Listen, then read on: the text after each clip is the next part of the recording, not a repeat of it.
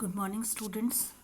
Last हमने जो video बनाया था उसमें हमने देखा था कि एडमिनिस्ट्रेटिव लॉ में कौन कौन से टॉपिक्स जो हैं आपके सिलेबस के हिसाब से हमको कवर करने हैं। आज हम एडमिनिस्ट्रेटिव लॉ में टॉपिक्स के हिसाब से पहला जो देखेंगे वो है introduction of the administrative law, definition, nature, object and AIIMS, प्रशासनिक विधि का परिचय, उनकी परिभाषाएं, उसकी प्रकृति, उसका उद्देश्य और लक्ष्य, ये सभी चीज़ें जो है हम शॉर्ट में आज देखेंगे। सबसे पहले एडमिनिस्ट्रेटिव लॉ क्या होता है। एडमिनिस्ट्रेटिव लॉ का मतलब है या एडमिनिस्ट्रेटिव लॉ को हम कैसे समझ सकते हैं। Administrative law is a important branch of public law which is concern with the corporation powers, duties, rights and liabilities of various organs of government which engaged in administration. Administrative law का जो सबसे बड़ा object जो है to control unfair and unlegal acts of administration. अगर प्रशासनिक विधि को हम साधारण भाषा में हम देखें तो हम यह मानेंगे कि प्रशासनिक विधि जो है वह सार्वजनिक विधि का एक महत्वपूर्ण शाखा मानी जाती है। इसका संबंध शासन के विभिन्न अंगों के संगठनों, शक्तियों, कार्यों, अधिकारों व दायित्वों से है। इसका उद्देश्य प्रशासन के अनुचित व अवैध कार्यों पर नियंत्रण स्थापित करना है। कई बार स्टूडेंट्स जो एक सबसे इम्पॉर्टेंट क्वेश्चन जो आपका पूछा जाता है वो डेफिनेशंस में ही पूछा जाता है। उसमें यह पूछा जाता है कि प्रोफेसर जेनिंग्स के द्वारा जो एडमिनिस्ट्रेटिव डेफिनेशन दी गई है एडमिनिस्ट्रेटिव लॉ की, उसका क्रिटिकली आपको एनालिसिस करना पड़ता है। प्रश्न इस प्रकार से आता है कि जेनिंग्स के द्वारा जो परिभाषा एडमिनिस्ट्रेटिव लॉ की गई है उसका आलोचनात्मक प्रशिक्षण कीजिए। तो सबसे पहले हम देखेंगे कि प्रोफेसर जेनिंग्स के द्वारा एडमिनिस्ट्रेटिव लॉ की क्या डेफिनेशन दी गई है। प्रोफेसर जेनिंग्स की जो डेफिनेशन है वो इस प्रकार है। Administrative law is a law relating to administration. It determines the organisation, powers and duties of administrative authorities. Jennings ने जो परिभाषा दी है वो इस प्रकार है। व्यापक अर्थों में अगर देखा जाए तो प्रशासनिक विधि जो है प्रशासन से संबंध रखने वाली विधि है। वह प्रशासनिक प्राधिकारियों के संगठन के बारे में बताती है, प्रशासनिक प्राधिकारियों की शक्तियों एवं उनके कर्तव्यों को निश्चित करती है। तो अगर जेनिंग्स की परिभाषा में अगर देखा जाए तो एडमिनिस्ट्रेटिव लॉ में तीन चीज़ें इम्पॉर्टेंट मानी जाती है। सबसे पहले है किसी भी प्रशासनिक प्राधिकारी जो है उसके ऑर्गेनाइजेशन का निर्माण कैसे होगा। इसका मतलब यह है कि उसका अपॉइंटमेंट कैसे होगा। जब किसी भी प्रशासनिक प्राधिकारी या एडमिनिस्ट्रेटिव ऑफिसर का जो अपॉइंटमेंट है उसमें किस प्रकार से प्रोसेस करना है, उसके लिए क्या क्या क्वालिफिकेशन निर्धारित करनी है, उनका अपॉइंटमेंट किस प्रकार के से होगा, ये सारा उसके संगठन में हम देखते हैं। जब उसका किसी भी पद के लिए या किसी पोस्ट के लिए जब उसका अपॉइंटमेंट होता है तो यह इम्पॉर्टेंट है कि उस पोस्ट में जिस व्यक्ति को अपॉइंट किया गया है उसे क्या कार्य करना है।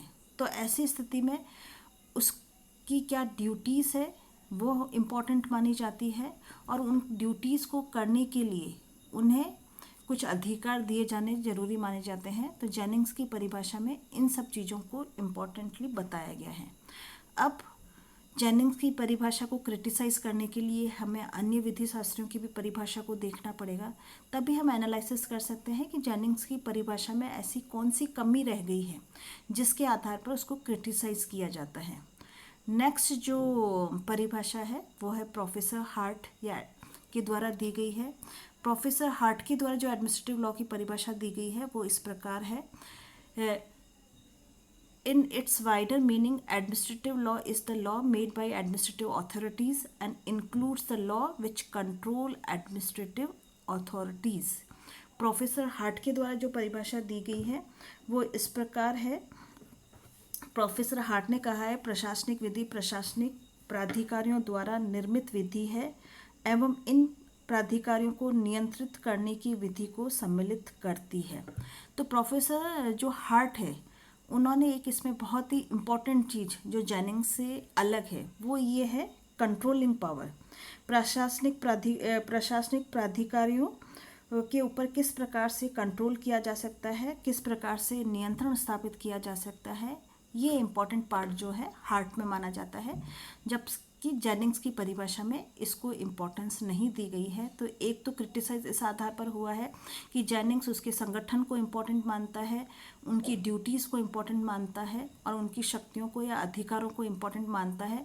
परंतु अगर किसी भी पब्लिक अथॉरिटी को या एडमिनिस्ट्रेटिव ऑफिसर को इस प्रकार से पावर दी जाती है जिसमें उसे कार्य करने के लिए ड्यूटीज़ दी गई है, ड्यूटीज़ को फुलफिल करने के लिए उसको पावर दी गई है या शक्ति दी गई है, तो अगर उसके ऊपर कंट्रोलिंग पावर नहीं होगी तो ऐसी स्थिति में वह अपने अधिकारों का दुरुपयोग कर सकता है, मिसयूज़ कर सकता है या अपने अधिकारों के बाहर जाकर कार्य कर सकता है। तो इसमें इम्पॉर्टेंट ये है कि कंट्रोलिंग पावर को इन्होंने इम्पोर्टेंस नहीं दी थी, इसलिए जेनिंग्स की परिभाषा को क्रिटिसाइज किया जाता है। सेकंड जो है वो है professor AC Davis. AC Davis के द्वारा जो परिभाषित दी गई है वो है administrative law is the law concerning powers and procedure of administrative agencies including especially law governing judicial view and administrative actions। Professor AC Davis के द्वारा जो परिभाषा दी गई है उसमें है प्रशासनिक विधि वह विधि है जो प्रशासनिक प्राधिकारियों को शक्तियों तथा प्रक्रियाओं से संबंधित है। अगर आपने ध्यान से अगर देखा होगा AC डेविस के द्वारा जो डेफिनेशन दी गई है उसमें कुछ चीज़ें जो है वो तो जेनिंग्स की या हार्ट के द्वारा दी गई डेफिनेशंस के समान ही मानी जाती है, परंतु एक इसमें जो इम्पोर्टेंट चीज़ बताई गई है वो प्रोसीजर। सामान्य तौर पर जब किसी भी प्रशासनिक प्राधिकारी का अपॉइंटमेंट किया जाता है तो ऐसी स्थिति में यह इम्पोर्टेंट माना जाता है कि जो काम उनको करना है उस काम को करने के लिए कौन सी प्रोसीजर आपको फॉलो करनी पड़ेगी। तो ऐसी स्थिति में अगर वो प्रोसीजर अगर निर्धारित नहीं किया गया है तो प्रशासनिक प्राधिकारी अपनी मर्जी से किसी भी प्रक्रिया का पालन कर सकते हैं। तो हार्ट की डेफिनेशन में उन्होंने कंट्रोलिंग पावर को इम्पोर्टेंट माना है और डेविस की परिभाषा में अगर हम देखें तो ऐसी स्थिति में इन्होंने जो प्रोसीजर को इम्पोर्टेंट माना है। ये दोनों चीज़ें जो है जेनिंग्स की परिभाषा में नहीं बताई गई है, इसीलिए जेनिंग्स की परिभाषा को क्रिटिसाइज किया जाता है। अब आपका आगे जो है वो है प्रशासनिक विधि की प्रकृति, नेचर ऑफ एडमिनिस्ट्रेटिव लॉ। अगर इसमें देखा जाता है तो administrative law is the law relating to administration. प्रशासनिक विधि जो है प्रशासन के संबंध में मानी जाती है। सेकंड जो है it determines the powers of organs and administration. यह प्रशासन व शासन की शक्तियों को नियंत्रण के संबंध में है। It is created by court और जुडिशियल प्रेसिडेंट्स। यह न्यायालय या पूर्व निर्णय द्वारा निर्मित विधि है। It is the law relating to control over administrative agency and their actions. यह प्रशासन के कार्यों पर नियंत्रण स्थापित करने वाली विधि है। तो अगर हम इसका नेचर देखते हैं तो इसमें ये चीज़ें इम्पॉर्टेंट है कि एक तो वह प्रशासन से संबंधित है, उसके अलावा इसको पावर्स दी गई है। ये जो विधि जो है इसका निर्माण कोर्ट के द्वारा या जुडिशियल प्रेसिडेंट्स के द्वारा किया गया है। इस लॉ के द्वारा जो है वह एडमिनिस्ट्रेटिव एजेंसी या उनके एक्शंस, उनके द्वारा जो कार्य किए गए हैं उन पर कंट्रोल स्थापित किया जाता है। अब हम आगे देखेंगे एडमिनिस्ट्रेटिव लॉ का object and AIIMS of administrative law. प्रशासनिक विधि का क्या उद्देश्य है, क्या लक्ष्य है। सबसे पहले अगर ऑब्जेक्ट को हम देखें तो टू हार्मोनाइज और create harmony between rule of law and administrative directions.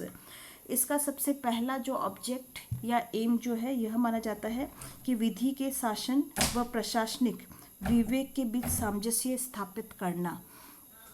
दूसरा जो इम्पोर्टेंट है वह यह माना जाता है to deter administrative power to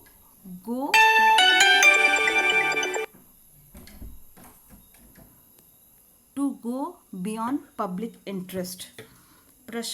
इसका जो दूसरा लक्ष्य माना जाता है या उद्देश्य माना जाता है प्रशासनिक शक्तियों को लोकहित के विपरीत जाने से निवारित करना। थर्ड जो इम्पोर्टेंट है to resolve the dispute administrative जो डिस्प्यूट्स है with the help of administrative tribunals, प्रशासनिक विवादों का प्रशासनिक न्यायाधिकरणों द्वारा निपटारा करवाना इसका लक्ष्य माना जाता है। फिर नेक्स्ट जो है वो है to make administrative officers answering to public, प्रशासनिक विवाद। फिर नेक्स्ट जो है वो है प्रशासनिक अधिकारियों को जनता के प्रति उत्तरदायी बनाने के लिए प्रशासनिक विधि का उद्देश्य माना जाता है या उसका ऑब्जेक्ट माना जाता है। To make all remedies available to public, नागरिकों को समुचित उपचार उपलब्ध करवाने का इसका सबसे महत्वपूर्ण लक्ष्य माना जाता है। उसके बाद हम देखेंगे